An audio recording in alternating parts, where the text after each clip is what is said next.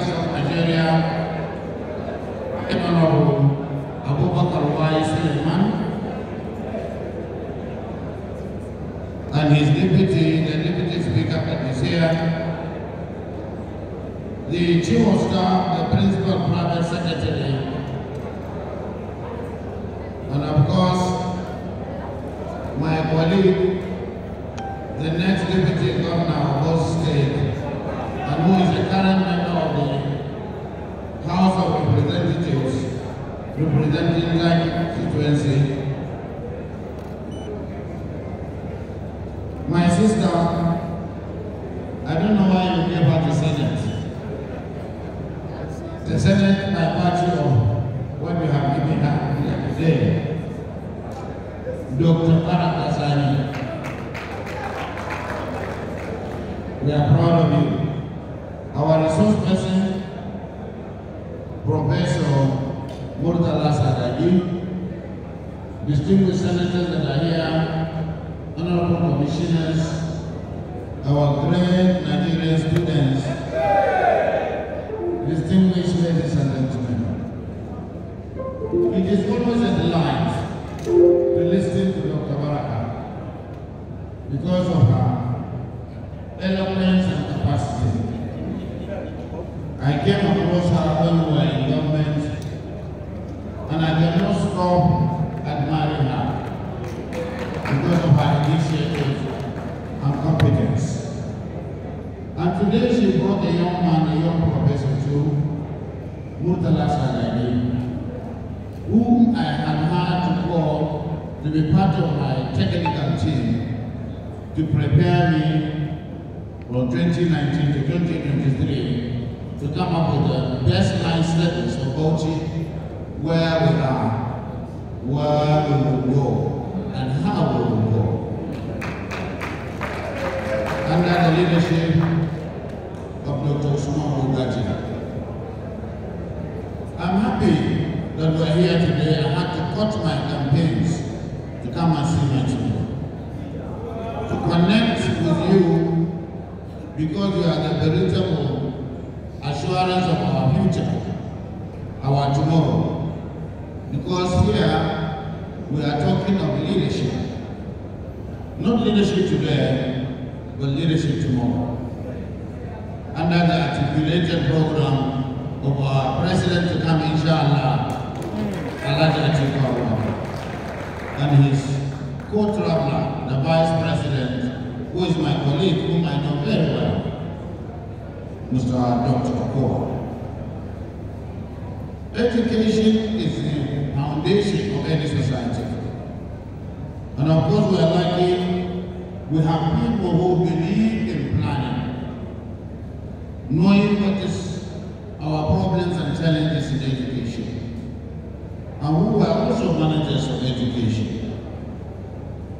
When we talk of Nigeria, we can see that we are dwindling in terms of creation of the intellectual capital. And like the question asked, are we poor or are we rich? We are neither of the two. Yes. That's my answer. Because of the failure of leadership. We have the potentials, we have everything that would have enabled us to leapfrog into the 21st century as a developed nation. But because we don't have the human capital, we are where we are, with all the endowment. In Bauchi, since we came, we were able to look around. What is the problem of education? But we cannot talk about education without the other sectors, especially the social sector, the poverty, the insecurity, lack of health services, and even student scholarship and enumeration, classrooms, access and enrollment. I am a son of a headmaster, and later he became a district head. And so I come out of a family that believes in education. And I know that you must prepare the class and ensure that students are enrolled. The prevalence of out-of-school children in Bauchi is the highest in Nigeria. By 2017, we had 1.7 million. There are so many reasons. Insecurity in other states, migration and immigration, the Almajiri system that we practice, that's our tradition and culture. By 2017, there was no creation of any classroom. We were able to budget very well, to leverage on our technical partners, that is UNICEF, WHO, and all we say, BESDA and the World Bank. And we created over 5,000 classes. To make sure we create access. So we moved up over 400,000 in 3 years. But that's not enough. There are issues of accreditation. Even scholarships are not being paid because you never knew who was a student. The statistics, the data, the biometrics were very poor. Students, all of you were confused. At a point, somebody will finish university, but he will prefer to answer the name of a student. That is the level of despondency and confusion that we have put you because of lack of leadership. We came, we did the biometrics, and paid all the arrears. It is not for us to be praised, but we have to create a system. Even at that level, the level of migration or transition from primary education to secondary university is still very, very poor. And the families are suffering in the spot of poverty. So what we have done today is to make sure we brought the aspect of technology, ICT. We brought one of the best in terms of education managers, Dr. Tilden. He has left to APC today, but he did a good job in trying to make sure that our schools are run with the insight of knowledge. We have online management of our schools, the food chain supply, the security of the students, and so on and so forth. The promotion of teachers, the encouragement of students to make sure that at least students feel a sense of belonging. Teachers too are trained and are paid on time. We budgeted for 20%, as I said. Some of our schools didn't have accreditation. So even if you finish your certificate and rigorous, we were able to get accreditation within the period for all our tertiary institutions. College of Education, Adelaide, College of Legal Studies, Bissau, COE, Nigeria, Dangote School of Nursing, and so on and so forth. Yes, there was a lot of support from the federal government. Immediately, when both schools started, we were able to lend support to provide temporary sites so that the school will take up to mop the numbers that are around in terms of admission. We have institutionalized a merit-based appointment. We make promotions for our principals, over 300. And of course, recruited more into the system. The deployment of different digital technology to successfully conduct large-scale operations, including monitoring of staff, punctuality, feeding of students in boarding schools, BCE examination and sponsorship, and SSC sponsorship, aptitude tests and the rest, are geared towards making sure that education has taken a front runner in what we are doing. Unfortunately, at that time, we inherited over 605 million naira wide accumulated debt from previous administration. That is to show you the kind of recognition education was given. And I was just talking to Professor Sagaji, who were in opposition. We didn't access money from UBEC and other donor agencies. Maybe because of leadership cluelessness, or maybe lack of emphasis on education. We were able to do that for 2018.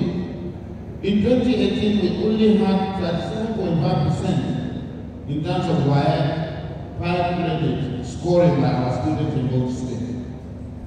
By 2020, we were able to raise it to 68%. And NECO, we raised it in 2020 to 70%, from barely 40%. That is to show you that we are working with these numbers, so that we can prepare people to go to students, to go to tertiary institutions.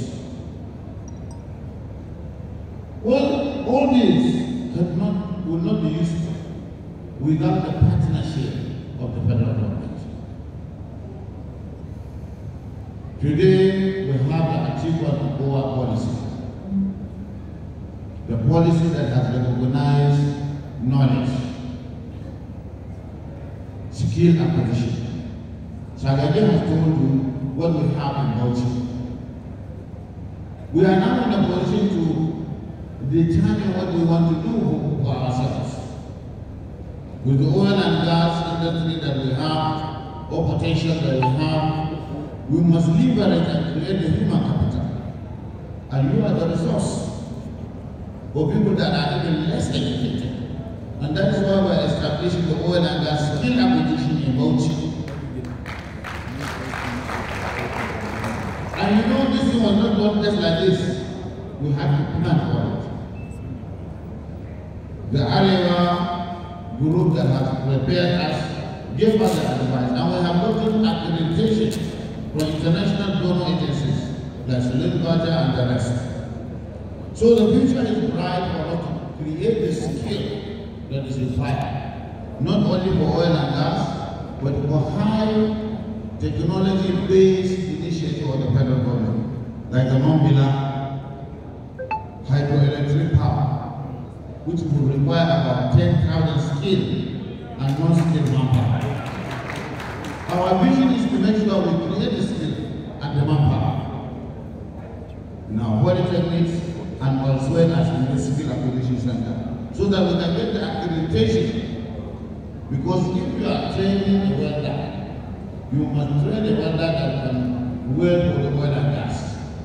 You must train a welder that is going to weld in a hydroelectric power project like that of Mambila. We wouldn't want a situation whereby the Chinese will come because they want the contract and will go on with us. Today, with the potential of the Northeast, we are working as governors of the Northeast. Yes, we are only 3 PDP governments. But in this business of leadership, there is no party barrier.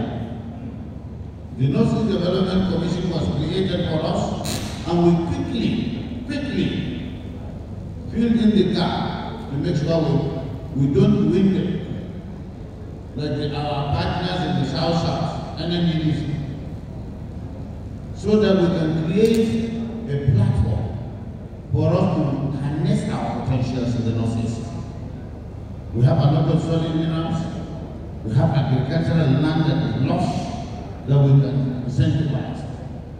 And that's why when Dr. Sagaji was talking about livestock, we tried, we knew. I went to his office twice. We are one of the best livestock states. But because of political differences, we were not even selected. We had the will, the political will, to implement the federal government conceptualized project of livestock transformation. But we couldn't because we were not selected. just telling him that I will visit him and understand him back to the Minister of Agriculture. But before then, we trained over 2,000 youth. Youth like you who came out of the universities and polytechnics on agriculture. And we are using the World Bank, AUDA, Nepal incentive to make sure we make them self-sustaining, self-employing. And we are giving them small capitals as startup business. We established the SME as a ministry to make sure we harness the potential of our youth so that they can look inward for self-employment. Because we inherited a system or a government that even froze employment. When you finish university, no job. So where do you go? You become frustrated. But certainly some of the projects and programs that we have started in Bauchi have yielded the desired results. There are so many roads that we are building. We are building hospitals and clinics. And of course, other projects that is putting food on the table, lessening the tension. And that's why when there was NSAS protest, it didn't happen in Bauchi. Because people were happy. The masons were employed. The carpenters were employed. And we have started employing now. The major thing is after you finish school, you must find employment. And that's what Atiku and Kaura is doing. And that's what God State is trying to do. That migration. We have started modestly. Recently we employed 1,000 nurses.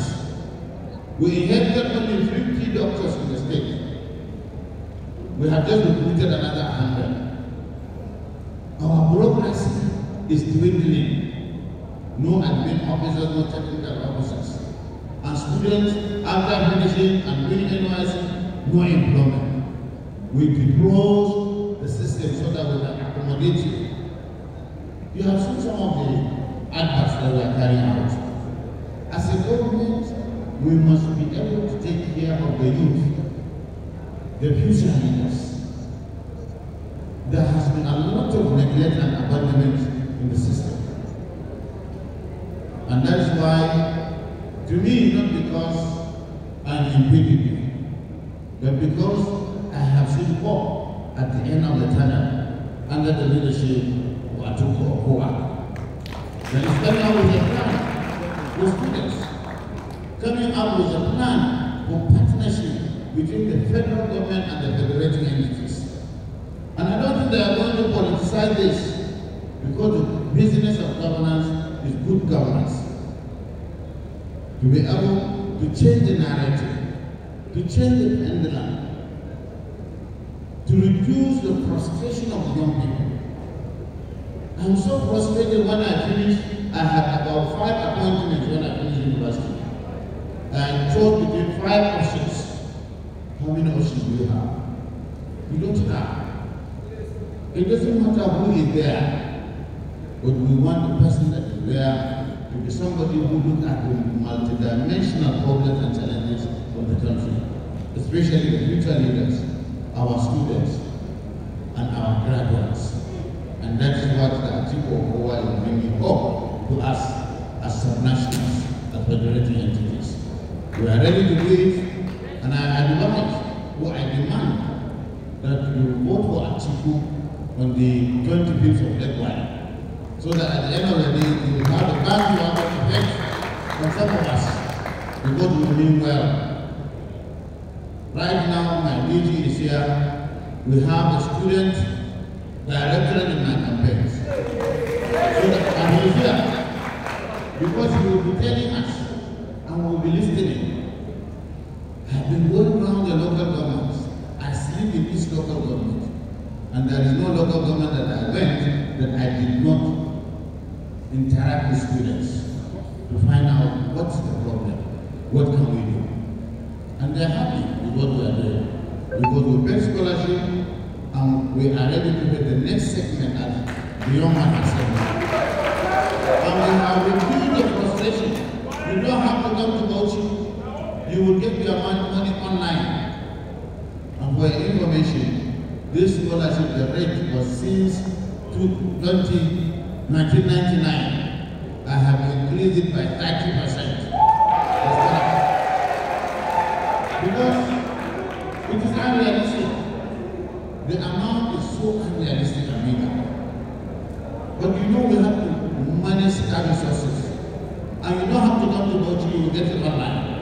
Because the portal has been created. Please, this is a covenant. Trust us. We have it in our minds. Because we went to public school like some of you, and we have become what we have become. What we want to leave, myself and my other Atiku, is legacies and landmarks. To look at some of the scourges of development and obliterate it, to reverse it. And the only assurance we have is PDB and Atiku and Kaura and some of them. Thank you very much.